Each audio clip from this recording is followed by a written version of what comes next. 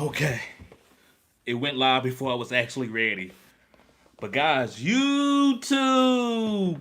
What's good, guys? It's your boy T, and I'm back again with another live, guys. And today's live is going to be on some recent news. A couple guys got a contract, or a couple guys, well, one guy got a contract, and we got a couple guys who looks like they might be traded. So I want to talk about that. Appreciate everybody tuning in. Make sure you hit the like button and subscribe to this channel. This is cutting edge content. I said what I said. This is cutting edge content. Okay, guys, I was trying to, because I was trying to bring up my homeboy on this live, and I was in the middle of it. So when I was trying to bring him up, it was too late. I had already created all the thumbnails and stuff, so it wouldn't let me bring him up. But yes, sir. What's up, SoCal Junior? What's up, bruh? Yes, sir. Okay. So guys, let's see. Let's go before we get to the real juicy stuff. This is not gonna be a long live. This is probably gonna be like a 15-20 minute live. But this is how I'm gonna do the news when I come home from work. I'm gonna break down whatever's happening during the day. But let's talk about Zach Bond, the middle linebacker from the Philadelphia Eagles. Remember, he left the New Orleans Saints last year. He was a practice squad player. He played a little bit in the games. What's up, RG? My bad, bruh. RG guys will be coming up and doing lives and stuff with me. So I just want y'all to be ready for that. Appreciate it, bro. Appreciate it. I just got the text message. But guys, Zach Bond got a new deal. Let's talk about it. It says the Eagles signed Zach Bond to a 3-year, $51 million extension Wednesday. I think it was $30 million guaranteed. Bond has re-signed with the Philadelphia Eagles after earning first team All Pros. Good job. So this is why that defense is super elite. They getting guys that's coming off practice squads, starting them, and they playing elite. Zach Bond probably was the best linebacker in the league this past year. Playing. Let's see. Now here we go. Maxx Crosby. Guys, great defensive end. Guy plays the run. He was one of the best defensive players in the NFL, and he don't miss games. He plays through injury. This is a old school mentality type guy. But yeah, Crosby signed a 3-year, $106.5 million extension with the Raiders on Wednesday. Adam Scheffler of the ESPN reports that Crosby's new deal makes him the highest paid non-quarterback in the NFL history. We know that, Matt. Well, that's only gonna last a couple of weeks. A couple of weeks. When Jamar Chase get his deal, it's gonna be more than that. It's gonna be more than that if they even give Jamar Chase. But that's a whole nother issue.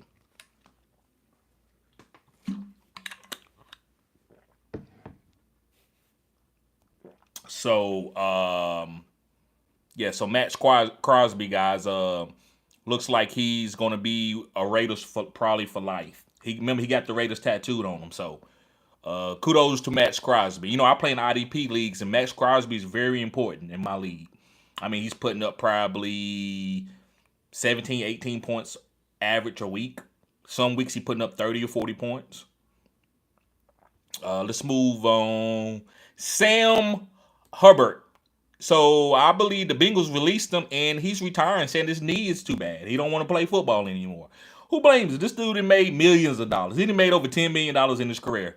So, bro, it's all good. It's all good. That's all good. Sam Hubbard. Let's keep moving. That person, guys, y'all remember I said this yesterday. Dak Prescott needed to restructure his deal in order to help the Cowboys save up, will be able to acquire some more players. But yeah, it says that Dak Prescott opens up $36 million in cap space for the team. So he restructured his deal. That's good for the Cowboys. So that looks like we might be making some free agent moves this year, because they don't have to do that for a rookie. So they doing it for some free agent guys that they plan on bringing in. Okay, here's another juicy one. DK request a trade. We know that DK probably wasn't going to be there because it just looks like they couldn't coach him anymore. That's the way I see it, right? And we know JSN is get ready to, be the number one there. But I thought DK would be and JSN would be good together. But the team look like they moving on. So that's good. I heard a couple rumors that they say that DK could go to Green Bay. I think one of you told me that yesterday. Said that it looks like that Green Bay was trying to get DK. So I think that would be a good move for him. I think they need an alpha like that. What's going on, Aaron Holloway? I see you fishing with Jackson. Yes, Xavier Worthy is elite, bruh. He's going to be good. Now, he ain't elite like no big-time #1 alpha like Jamar Chase, but in that Kansas City system, he's going to eat. You see what he did in the playoffs. Let's see. Christian Kirk from the Jacksonville Jaguars will be released. Brian Thomas. Parker Washington. Shh. Parker Washington. Guys, yes, I believe Parker Washington is going to be really good. Oh, you can go green screen? Shit. I'm going to see what this green... Damn, guys, y'all see that? That's that new green screen feature. That's what I'm talking about. Okay. But yeah, Christian Kirk from the Jacksonville Jaguars, guys. Looks like he will be released. Now, he's a good player. He will find another home. But I like the guys they already got there, like Parker Washington. He looked really good last year when they had some injuries. So, especially when Christian Kirk went down. So, Parker Washington is a sneaky little PPR guy. But Brian Thomas to the moon. We already know that. It says the Jacksonville Jaguars saved $10 million by cutting Christian Kirk. Tyler Lockett let go by Seattle. It says... we knew that was going to happen. Tyler Lockett wasn't the same player. But it says the Seahawks announced Wednesday that Lockett has been released. Lockett, one of the most productive wideouts in Seattle history, posted a goodbye to the team via his personal social media accounts Wednesday. The 32-year-old veteran was slated for a nice cap hit of $17 million had he remained with the team for 2025. So they got rid of that cap hit for $17 million. So the writing of his pending release has been on the wall since the start of the offseason across 17 regular season appearances in 2024. So yeah, Jackson Smith and Jigba to the moon, #1 wide receiver there.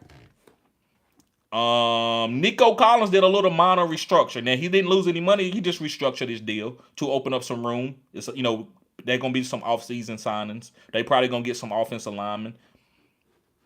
And also Tank Dell going on. He's gonna have another surgery, so he probably won't be playing this year. Don't worry about Tank Dell. Just stash him. And if you wanted to buy low on him, I would spend like a 4th round pick on him just to stash him.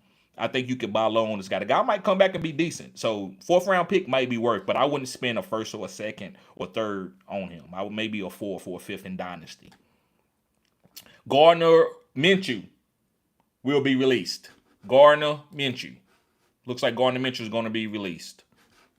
Let me see here. What are they saying? So it says Minshew will be released when the New Year League begins next Wednesday.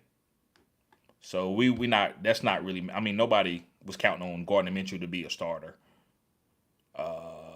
Let's see. Brennan Arbery, the great kicker from the Dallas Cowboys. This guy is he's having shoulder surgery. He's going to be fine. It's not his leg, but he's having shoulder surgery. But I think he'll be fine. I think that's about it, guys. I guess I'm gonna get to the comments. Yeah, that's about it. Let's see. SoCal Junior in the building. RG. Aaron Holloway says, hey, TD. Krat says, Christian Kirk is pretty cheap right now, so I've been taking him in the 12th. Yeah, man, because he's going to go somewhere and be a really good slot wide receiver. He's going to go somewhere and be a really great slot wide receiver. Rio James said the Jags can save $6 million if they cut Ingram. You think they're going to cut Ingram, Rio?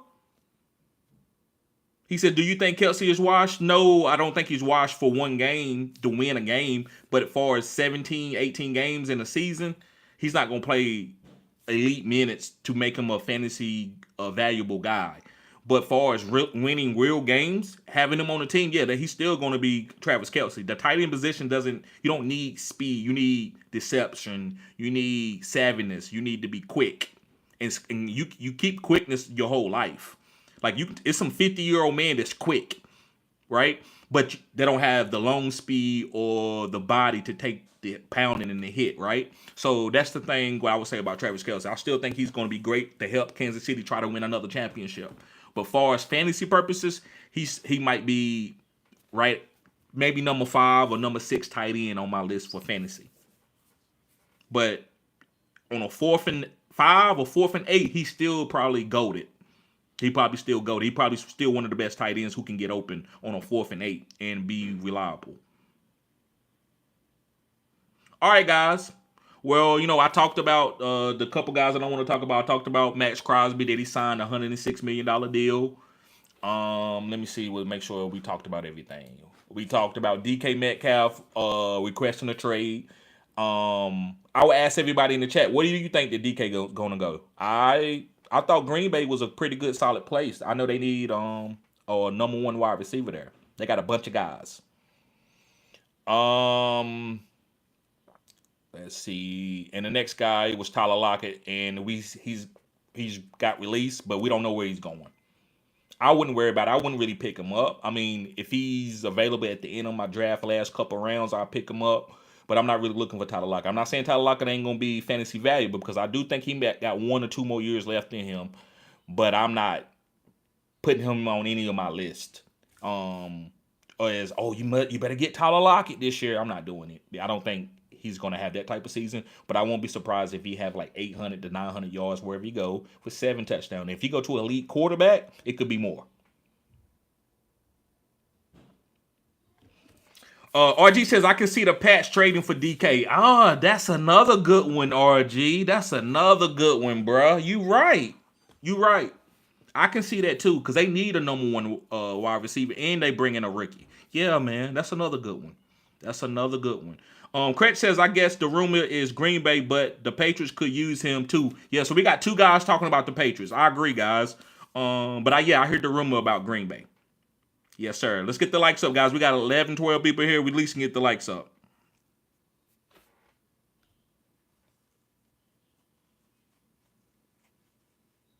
Yes, sir. Let's see here. All right, guys. Well, I guess I'm going to get ready to get out of here. I appreciate y'all tuning in. Y'all be safe. Like I said, I will be dropping some more content. I want to give y'all a top 5, but I don't want it to be redundant. I'm trying to give you some cutting edge content, like some stuff that can really get you ahead. I can name like top 5 guys. And also I'm gonna get ready to do. I got some rookies. I got my rookies coming out. I'm probably gonna do the running backs first. But right now, guys, it looks like, far as my number 1 guy, it might be Tutu, from the Virginia Tech, the running back. That's probably. I'm gonna give y'all a little nugget. I think he's going to be my number 1 running back, but I don't know. I haven't researched a couple other guys that I need to research and look at the film. I don't just want to look at the combine numbers or just the film. It's a little bit of research you have to really do to really know these guys. Because in college, man, these guys are running wide open. They hitting the hole and they go. Nobody's there, right? That doesn't count. I need to see you play against tough defenses, see you get 3-yard runs. The best run for a running back, guys, and I'm giving y'all the gas right here, is the 3-yard run. Not the 50, 60-yard run where nobody touched him.